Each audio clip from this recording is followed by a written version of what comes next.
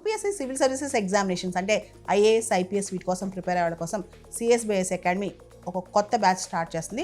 ఇది ఆన్లైన్లో వినొచ్చు, ఆఫ్లైన్లో వినొచ్చు. ఈ బ్యాచ్ జూలై 17వ తారీఖు నుంచి స్టార్ట్ అవుతుంది. ఇంట్రెస్ట్ ఉన్న వాళ్ళు కాంటాక్ట్ చేయొచ్చు ఈ నెంబర్స్కి. Space based satellite surveillance system. ఇప్పుడు cabinet committee on security third phase approve చేసింది. భారతదేశంలో space based satellite surveillance system అనేది ఇంకా నేసెంట్ స్టేజ్లోనే ఉంది. 2001లోనే మనకి ఇది మొదలైన పూర్తి స్థాయిలో మనం ఇంకా దీన్ని ఉపయోగించుకోవట్లేదు. 2001లో 4 రాడార్ ఇమేజింగ్ శాటిలైట్స్ తయారు చేసుకున్నాం. ఆ తర్వాత 2013లో 6 తయారు చేసుకున్నాం. కానీ ఇవి పూర్తి స్థాయిలో మనకు కావాల్సినంత సర్వీలెన్స్ ఇవ్వట్లేదన్నమాట. దాంతో ఈసారి మొత్తంగా 52 శాటిలైట్స్ 52 శాటిలైట్స్ ఈ space based satellite surveillance system కింద 3 years స్పాన్లో అంటే 2026 ఏప్రిల్ నుంచి 2029 మధ్యలో 3 సంవత్సరాల కాలంలో 52 శాటిలైట్స్ మనం తయారు చేసుకోబోతున్నాం, లాంచ్ చేయబోతున్నాం అనమాట. ఈ 52 శాటిలైట్స్లో 21 శాటిలైట్స్ ఇస్రో తయారు చేస్తుంది.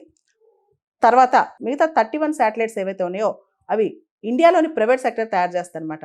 ఈ కొత్తగా ఈ space based satellite surveillance system ఈ ఫేజ్ 3లో స్పెషాలిటీ ఏంటంటే, ఇంతకు ముందున్న రీసాట్ రాడార్ ఇమేజింగ్ శాటిలైట్స్ ఇవన్నీ కూడా మనం బేసికల్గా లో ఎర్త్ ఆర్బిట్లో పెట్టేవాళ్ళం.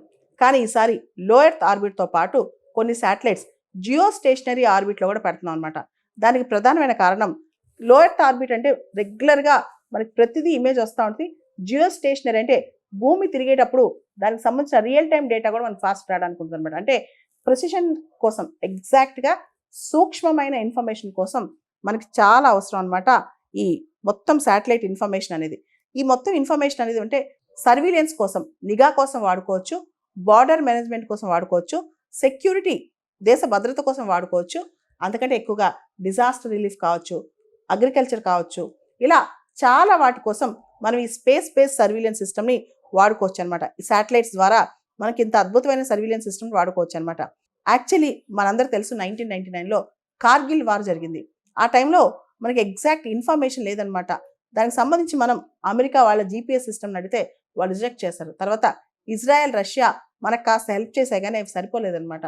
సో ఇండియా స్వతహాగా తనకే తాను ఒక space based satellite surveillance system ప్రాపర్గా తయారు చేసుకుంటే చాలా విషయాలకి ఇండియాకి ఉపయోగం కలుగుద్ది అనమాట. మనం కనుక 2001లో మనం లాంచ్ చేసిన స్పేస్ బేస్డ్ సర్వీలెన్స్ సిస్టమ్ ఒకసారి చూస్తే కనుక అప్పట్లో చాలా nascent stage, basic surveillance capabilities మాత్రమే ఉండేవన్నమాట. ఆ టైంలో 4 సర్వీలెన్స్ శాటిలైట్స్ లాంచ్ చేసాం. Cartosat 2A, Cartosat 2B, RISAT 2 and Eros B అనమాట. తర్వాత స్పేస్ బేస్డ్ సర్వీలెన్స్ సిస్టమ్ ఏదైతే ఉందో 2013లో లాంచ్ చేసినప్పుడు సర్వీలెన్స్ కేపబిలిటీస్ బాగా ఎన్హాన్స్ చేసాం. దాంతోపాటు మ్యారిటైమ్ డొమైన్ అవేర్నెస్ కూడా పెంచాం అనమాట. దానిలో 6 అడిషనల్ సర్వీలెన్స్ శాటిలైట్స్ లాంచ్ చేసాం. అవి కార్టోసాట్ 2C, కార్టోసాట్ 2D, మైక్రోసాట్ 1 మరియు రీసాట్ 2A అనమాట. ఇప్పుడు అడ్వాన్స్ స్టేజ్లో most advanced space based satellite surveillance systems, దీనిలో ముఖ్యంగా లో ఎర్త్ ఆర్బిట్లోనే కాకుండా జియో స్టేషనరీ ఆర్బిట్లో కూడా మనం శాటిలైట్స్ ప్రవేశపెడతాం అనమాట. దీనివల్ల కాంప్రిహెన్సివ్ కవరేజ్ వచ్చింది. So tri services, army, navy, air ఫోర్స్కి కంప్లీట్గా ల్యాండ్, ఎయిర్, సీ మొత్తం సర్వీలెన్స్ మనం అందియగలం అనమాట. సో దీనికి సంబంధించి నేషనల్ సెక్యూరిటీ, డిఫెన్స్, చిన్న చిన్న అంశాలు కూడా ట్రాఫిక్ మేనేజ్మెంట్ కావచ్చు, అంతెందుకు మన స్పేస్ అసెట్స్ మేనేజ్మెంట్ కావచ్చు, ఎన్విరాన్మెంటల్ మానిటరింగ్ కావచ్చు, డిజాస్టర్ రిలీఫ్ కావచ్చు, ఇలా చాలా వాటికి ఉపయోగపడుతుంది అనమాట.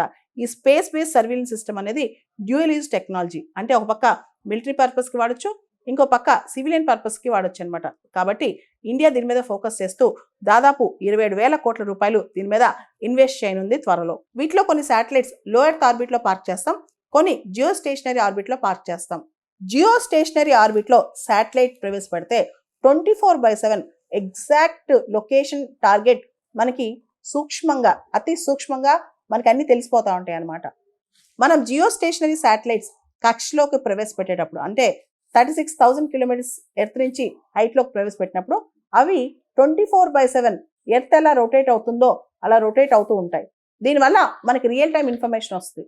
లో ఎర్త్ ఆర్బిట్ శాటిలైట్స్ అయితే ఒక లొకేషన్ సంబంధించిన ఇన్ఫర్మేషన్ మనకి కొంతసేపే వస్తూ ఉంటుంది అనమాట. ఎందుకంటే అవి ఫాస్ట్గా తిరుగుతుంటాయి కాబట్టి అవి ఒక చోట ఒకే లొకేషన్ని అతుకు పెట్టుకుని ఉండవు అనమాట.